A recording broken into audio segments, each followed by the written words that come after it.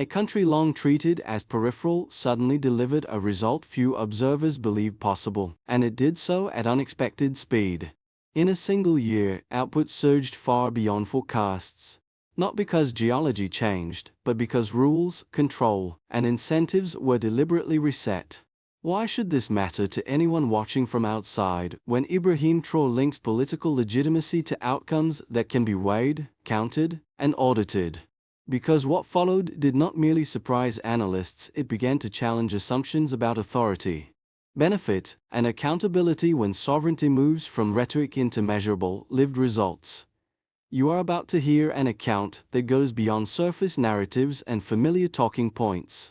This is not a story told to flatter power, justify ideology, or repeat what has already circulated widely. Sequences and constraints that are oft unmentioned separately but rarely examined together. By staying with this analysis, you gain a clearer framework to distinguish symbolism from effectiveness, intention from execution, and rhetoric from measurable change. This matters because choosing not to follow the full chain of events carries a cost. It becomes easy to mistake speed for recklessness or silence for weakness, and to read isolated decisions as improvisation rather than strategy. Partial information encourages comfortable conclusions. But it also obscures why certain choices were made and who they were designed to serve. If you stop here, the events ahead can be reduced to another dramatic episode or framed through familiar external lenses. Continuing means seeing how consequences accumulate, how pressure reshapes institutions, and why the actions associated with Ibrahim Traoré resonate well beyond national borders. The first thing many observers missed is that the shift was not incremental, it was structural, and it happened in less than 12 months. In 2025 alone, gold output reached 94 tons, a jump of more than 30 tons from the previous year, signaling a break from patterns that had held for decades. That number matters not because it is impressive in isolation, but because it emerged from changes in governance rather than chance. Production did not rise simply by extracting more rock, it rose because the state altered who controlled extraction, how flows were monitored, and where value was allowed to settle. The turning point began with a deliberate revision of mining rules, followed by the creation of a state-backed operator with operational authority rather than ceremonial presence. These moves reshaped incentives across the sector, from industrial firms to small-scale miners who had long worked outside formal systems. At the center of this sequence stands Ibrahim Traoré, not as a symbolic figurehead, but as the anchor of a governing doctrine that ties authority to material delivery. Under this approach, legitimacy is claimed through outcomes that can be verified, not through external endorsements or procedural rituals. That distinction explains why artisanal mining, historically marginalized and vulnerable to smuggling networks, was brought into cooperatives and formal supply chains instead of being suppressed. Nearly half of national output now traces back to these channels, a result that reframes informal labor as a source of stability rather than disorder. The escalation did not occur in a vacuum. Security pressures, regional realignments, and the withdrawal from established economic frameworks amplified both risk and urgency. Decisions that might once have been postponed became immediate, and coordination between mining revenues and energy investment followed quickly. Households connected to electricity, kilometers of transmission lines. Invisible infrastructure tied abstract policy to daily life. The people affected first were not investors or diplomats, but workers and communities near extraction sites, where formal wages replaced intermediaries and revenues entered public accounts. From there, the effects radiated outward, altering bargaining power with foreign firms and recalibrated expectations across the region. What initially looked like a single data point began to resemble a template under pressure. At this stage, the story needed a guide, not to dramatize events, but to make sense of their direction. For many inside the country, that role was played less by abstract institutions than by a small circle of officials and observers who suddenly found themselves watching familiar rules dissolve. Their accounts converge on the same point: the pace of change forced decisions that had previously been deferred for years. One senior figure involved in resource oversight described the early weeks as a period of compressed learning, Procedures that once moved slowly through administrative layers were replaced by direct accountability, where missed targets carried immediate consequences. But as a response to constraint, with limited time, limited trust, and high exposure to security risk, the emphasis shifted from consultation to execution. A concrete early impact appeared in mining zones where state presence had long been nominal. Inspections became regular, reporting channels clearer, and payment routes harder to divert. Workers who had expected another announcement instead saw contracts enforced and equipment delivered, recalculating what compliance meant in practice rather than on paper. A second confirmation came from outside the mines. Energy officials linked new revenue streams directly to electrification schedules, aligning extraction with visible public benefit. Communities that had lived near wealth without access to power became the first recipients of grid expansion. That connection, repeatedly cited by local administrators, changed how policy was perceived. From distant mandate to tangible exchange. Throughout this phase, Ibrahim Traoré functioned less as a constant presence and more as a reference point, the figure against whom decisions were justified and defended. The result was not consensus but clarity. And from that moment, it became difficult to treat these developments as temporary or reversible without cost. The sequence did not unfold slowly, it snapped into motion. One decision triggered another, and then another, until delay itself became the risk. The first break came when existing mining arrangements were reviewed at once, not negotiated over years.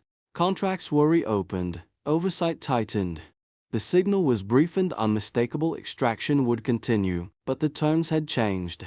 Reactions followed immediately. Industrial operators recalculated exposure. Artisanal sites that had operated in legal gray zones were summed and into formal channels. Middlemen lost leverage. Smuggling routes narrowed. What had once leaked quietly across borders began to reappear inside national accounts. The pace mattered. Each week without adjustment raised costs for those clinging to old assumptions. Pressure intensified as coordination expanded beyond mining alone. Revenue projections were matched against energy plans. Budgets were aligned to timelines. Electrification targets moved from aspiration to schedule. Procurement accelerated. What looked like separate ministries began acting as a single chain, where delay at one link stalled the entire system. Then came the moment of peak tension. External criticism sharpened. Legal warnings circulated. Analysts predicted capital flight. Mines stayed active. Cooperatives kept delivering. State entities assumed roles that had previously existed only on paper. It was operational, measured in shipments, payments, and hours of power delivered to newly connected households. The aftershocks revealed where the strain landed hardest. In extraction zones, compliance replaced improvisation. Equipment access improved. The informal economy shrank, not by force, but by absorption into regulated supply chains. For companies, uncertainty shifted shape. Instead of unclear enforcement, the rules became firm. If demanding, some adjusted, others hesitated and lost ground. Regionally, the effects spread unevenly. Neighboring states watched closely as output numbers circulated and revenues stayed domestic. Comparisons followed. If one country could reset terms under pressure, others wondered what had prevented them from trying. The narrative changed from exception to precedent, even as risks remained high. Throughout this escalation, Ibrahim Traoré appeared less in speeches than in consequences. His role was inferred from alignment rather than proclamation, from the fact that decisions held together under stress instead of unraveling. That consistency mattered more than tone. It suggested a center of gravity that did not shift with each objection. By the time the tempo slowed, the landscape was altered. Contracts had been rewritten, power lines were already standing. Expectations had adjusted on all sides. What remained was not calm, but a new baseline shaped by action taken under compression. From there, retreat would have required undoing results already visible on the ground, a cost few were willing to bear. At this point, it becomes necessary to slow the pace and look at the evidence that anchors the narrative, because without it the story risks sounding ideological rather than empirical. Speed and human impact, not just intention. Start with scope. By 2025, national gold production reached 94 tons compared with roughly 60 tons the year before. That change represents an increase of more than 50% in 12 months. A magnitude that is rare in mature extractive sectors. Such jumps do not occur through marginal efficiency gains, they signal a reconfiguration of who extracts, who reports, and who ultimately controls flows. The meaning of that figure becomes clearer when disaggregated. Approximately 42 tons, nearly half of total output, came from artisanal mining that had been reorganized into cooperatives and formal supply chains. This is not a peripheral detail. It indicates that productivity gains were not confined to large industrial operators, but emerged from integrating labor that had previously been informal, insecure, and prone to diversion. In practical terms, value that once exited through opaque channels began entering official accounts. Speed is the second anchor. Within the same period, the state mining entity assumed control over 5 mining assets, including operational sites previously managed by foreign-listed firms. Here, they were executed within months. The delta between precedent and outcome reveals a compressed decision cycle, where authority moved faster than resistance could fully organize. A third metric grounds the human dimension. In parallel with rising mining revenues, roughly 160,000 households were connected to the national electricity grid in a single year. More than 100 rural localities gained access, supported by hundreds of kilometers of transmission and distribution lines. These figures matter because they translate extraction into lived change. Working hours, education, and local commerce. The linkage between sectors reinforces the pattern. Mining revenues did not remain isolated within a single ministry. They were explicitly tied to energy expansion plans, creating a feedback loop where extraction funded infrastructure, and infrastructure supported further economic activity. This alignment reduces leakage because benefits are visible and politically legible to the population. Critically, enforcement indicators shifted as well. Gold recovered from illicit trade networks, while small in absolute weight, demonstrated an operational willingness to police flows that had long been tolerated. The significance lies less in kilograms seized than in the signal sent to intermediaries that diversion was no longer cost-free. Taken together, these numbers do not prove perfection or permanence. They do, however, establish weight. They show scale that exceeds anecdote, speed that exceeds gradual reform, and human impact that exceeds elite circulation.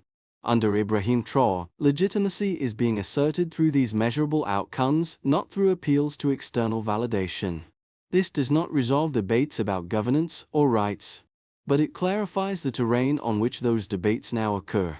Arguments are no longer about hypothetical capacity, they are about trade-offs made visible in data. And once outcomes can be counted, they become harder to dismiss as mere narrative. At this juncture, it is important to pause and acknowledge that there is a serious and coherent counter-argument to what has just been described. Many critics argue that results measured in output and infrastructure cannot be separated from the political context in which they are produced, and that this context carries risks that numbers alone do not capture. This view deserves to be stated clearly, not dismissed. The first objection is that gains achieved under military governance come at an unacceptable institutional cost. Suspending political parties, restricting media activity, and concentrating power may accelerate decision-making in the short term, but they weaken the safeguards that prevent abuse over time. From this angle, increased gold production or electrification does not offset the erosion of civil liberties, because once checks are removed, efficiency can slide into coercion without warning.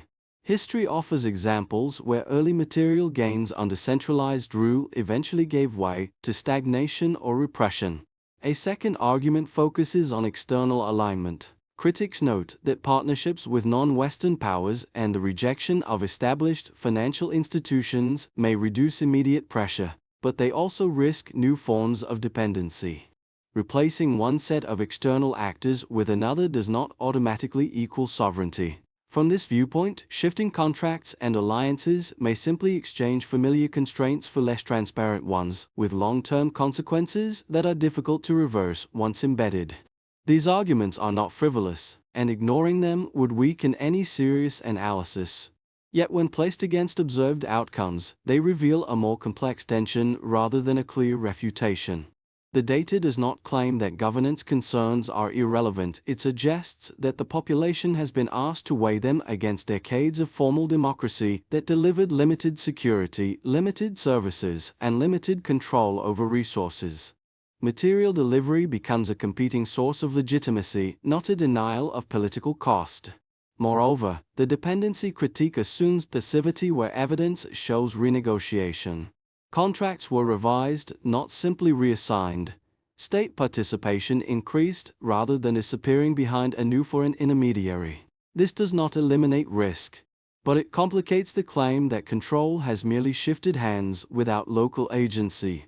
When both sides are placed on the table, the picture sharpens. The debate is not between virtue and vice, or democracy and extraction, but between two imperfect models judged by different criteria.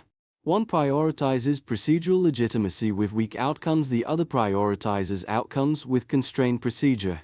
Understanding that trade-off is essential to understanding why the current path retains domestic traction. And then the frame shifted. What altered the trajectory was not another production figure or contract change, but the moment when resource policy became inseparable from security and regional alignment. Mining decisions were no longer treated as sectoral adjustments, they were folded into a broader posture about survival, autonomy, and collective defense. This reframing mattered because it raised the stakes. Choices that once carried economic risk now carried strategic consequence.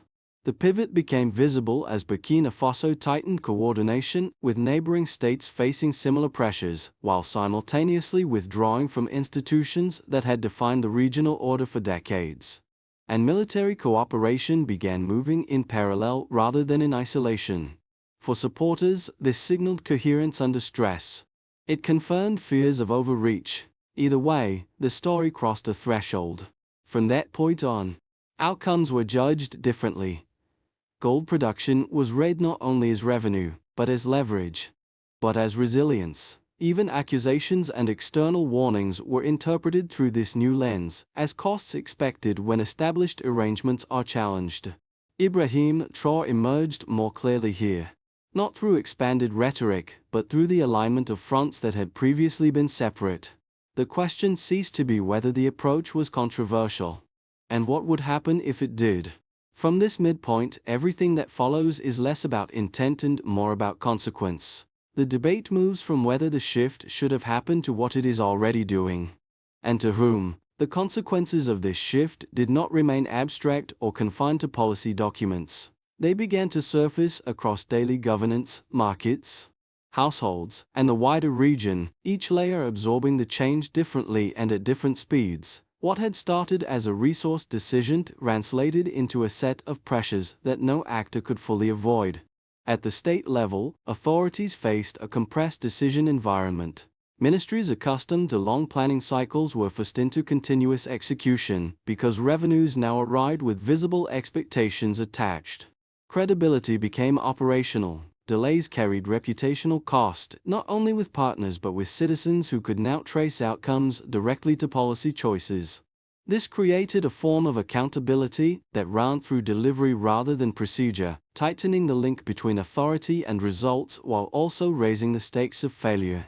Businesses experienced a recalibration rather than a collapse. For industrial operators, the risk profile changed shape. Legal uncertainty gave way to firmer, more demanding rules. But predictability increased for those willing to adapt. Some investments slowed as firms reassessed terms, while others stayed, recalculating margins under clearer state participation. In parallel, local enterprises connected to mining logistics, energy supply, and services expanded, benefiting from contracts that previously flowed outward. For ordinary people, the effects were more immediate and tangible. Formalization meant steadier income, safer conditions, and reduced dependence on intermediaries who had long captured disproportionate value. Electrification altered daily routines in ways that statistics only partially convey. Extended working hours, food preservation, communication access, and small-scale commerce shifted household economics.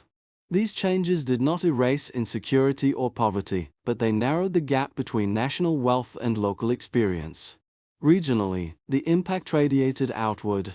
Neighboring states watched as resource revenues remained domestic rather than leaking through familiar channels. Comparisons emerged not as admiration alone, but as pressure on governments facing similar constraints. The shift challenged assumptions about what could be attempted under security stress, and whether alignment with established institutions was the only viable path. This produced unease among external partners, but also curiosity among peers. Internationally, responses hardened into two broad camps. Critics emphasized governance risks and warned of isolation. Supporters pointed to resilience under pressure and the absence of immediate economic collapse. Markets adjusted cautiously, signaling concern without wholesale withdrawal. The net effect was neither validation or punishment, but scrutiny sustained over time. What ties these outcomes together is that none of them are theoretical.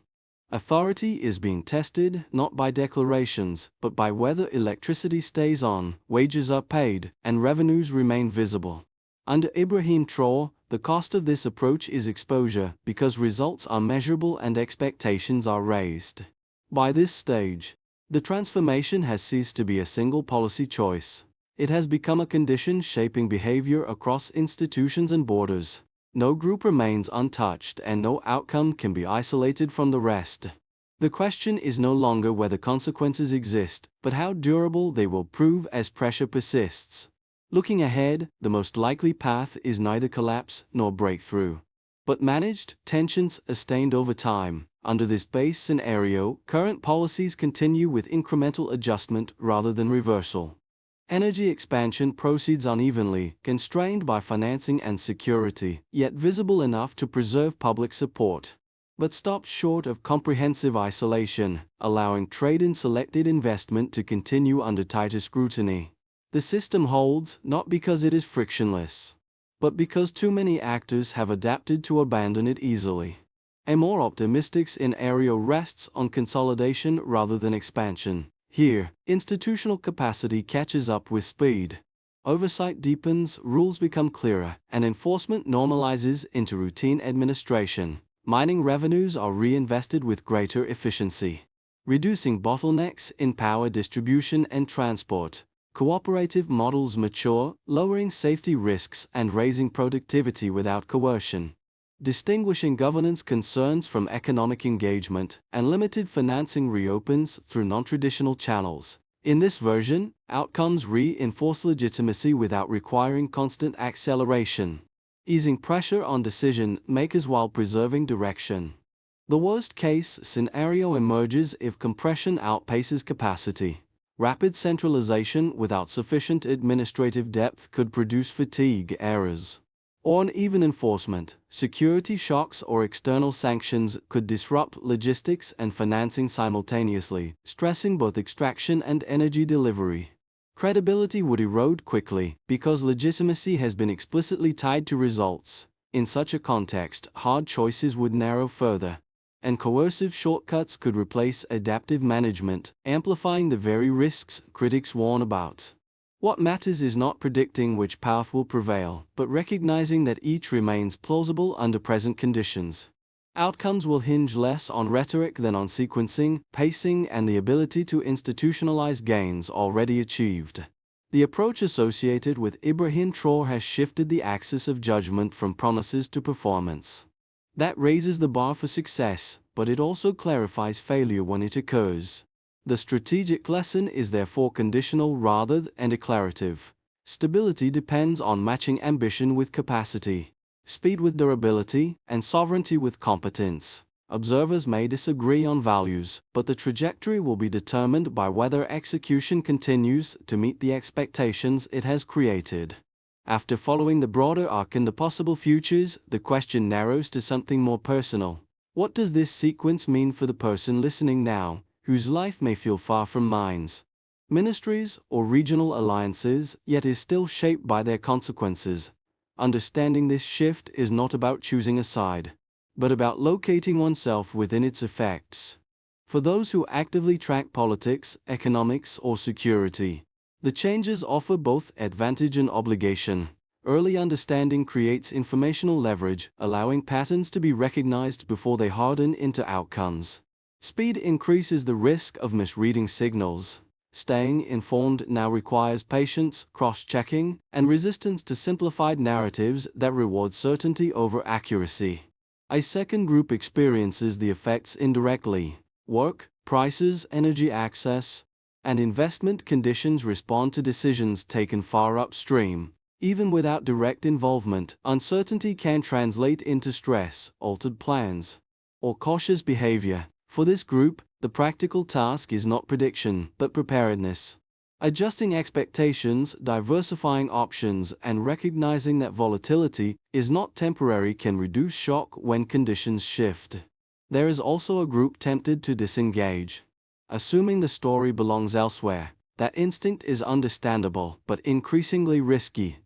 When legitimacy is defined through material delivery, change tends to arrive unevenly and quickly. Those least prepared often feel it last, but hardest. Not engagement. Across all three groups, the common thread is agency. The governing logic emphasizes visible outcomes, which makes effects easier to trace but also harder to ignore. Whether one agrees or disagrees with the approach, understanding it reduces dependence on surprise. No single response fits everyone. What matters is recognizing that this is not distant noise. It is a live experiment whose results spill outward, touching choices large and small.